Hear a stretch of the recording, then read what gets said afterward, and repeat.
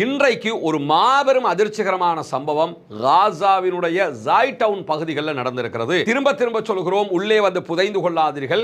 பாலஸ்தீனத்தை ஆக்கிரமிக்க நினைப்பது என்பது இரத்தத்தால் நீங்கள் விலை கொடுக்க வேண்டிய ஒரு முக்கியமான இக்கட்டான சூழலை உங்களுக்கு உருவாக்கி. அக்டோபர் 7ஆம் தேதி இஸ்ரேலுக்குள்ள புகுந்து பாலஸ்தீன விடுதலை ராணுவம் நடத்திய தாக்குதலுக்கு பிறகு நடத்தப்பட்ட பயங்கரமான உச்சமான தாக்குதல் இந்த தாக்குதலாகத்தான் இருக்கிறது என்று சொல்லியிருக்கிறார்கள். எந்த அளவுக்கு கேட்டா, பல இஸ்ரேலிய ஆக்கிரமிப்பு ராணுவத்தைச் சேர்ந்தவர்கள் கொல்லப்பட்டிருக்கிறார்கள் என்று இஸ்ரேலி ஹயோம் வெளியிட்டிருக்கக்கூடிய செய்தி குறிப்பில் அவர்கள் கொட்டை எழுத்தில் வெளியிட்டிருக்கக்கூடிய செய்தியை நம்ம பார்க்க முடிகிறது.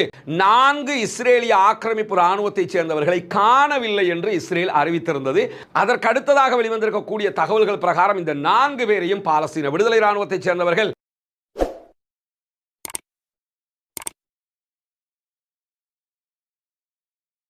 அன்பிற்கினிய சகோதர சகோதரிகளே, நம் அனைவர் மீதும் ஏக இறைவனுடைய அமைதியும் கருணையும் உண்டாகட்டுமாக என்கிற உயரிய பிரார்த்தனைகளோடு பாலஸ்தீனத்தினுடைய இஸ்ரேலிய ஆக்கிரமிப்பு ராணுவத்தின் தாக்குதல்கள் தொடர்ந்து வரக்கூடிய நிலையில இன்றைக்கு ஒரு மாபெரும் அதிர்ச்சிகரமான சம்பவம் காசாவினுடைய ஜாய்டவுன் பகுதிகளில் நடந்திருக்கிறது. நேற்றைய தினம் பாலஸ்தீன விடுதலை ராணுவத்தினுடைய ஊடக பேச்சாளர் சகோதரர் அபு உபைதா அவர்கள் ஊடகங்களுக்கு ஒரு முக்கியமான அறிவிப்பை விடுத்திருந்தார். அந்த அறிவிப்பில் என்ன சொல்லியிருந்தாருன்னா, காசா சிட்டியை கைப்பற்றுவதற்கு இஸ்ரேலிய ஆக்கிரமிப்பு ராணுவம் முனைகிறது. நீங்கள் காசா சிட்டிக்குள்ள இன்னும் நுழையாவிட்டாலும் காசா சிட்டியினுடைய ஆரம்ப பகுதிகளாக இருக்கக்கூடிய ஜாய்டவுன் பகுதிகளில் உங்களுடைய தாக்குதல்களை ஆரம்பிக்க போகிறீர்கள். ஆரம்பிப்பதற்கு முன்பதாக நாங்கள் உங்களுக்கு தரக்கூடிய அட்வைஸ் என்னன்னு சொன்னா, திரும்ப திரும்ப சொல்கிறோம், உள்ளே வந்து புதைந்து கொள்ளாதீர்கள்.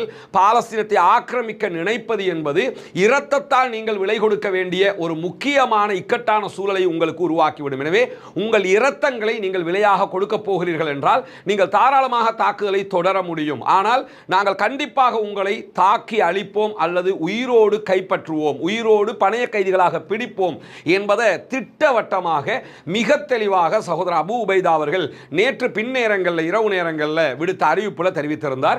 இந்த சூழல்ல தான் இன்றைக்கு அதிகாலையிலேயே ஒரு மகிழ்ச்சிகரமான பயங்கரமான சம்பவம் வெளியாகி இருக்கிறது. என்னன்னு சொன்னா, காசாவினுடைய ஜாய்டவுன் பகுதிகளில் தாக்குதல்களை ஆரம்பித்தது மீண்டும் இஸ்ரேலிய ஆக்கிரமிப்பு ராணுவம்.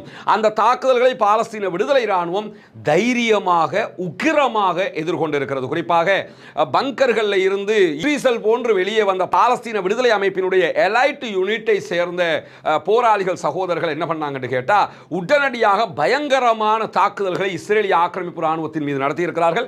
Israeli Hayom, Israeli Times, Yedioth Ahronoth, Jerusalem Post உள்ளிட்ட இஸ்ரேலுடைய பல ஊடகங்களும் இந்த செய்தியை விவரிக்கிற நேரத்தில் என்ன சொல்றாங்கன்னு கேட்டா, அக்டோபர் 7ஆம் தேதி இஸ்ரேலுக்குள்ள புகுந்து பாலஸ்தீன விடுதலை ராணுவம் நடத்திய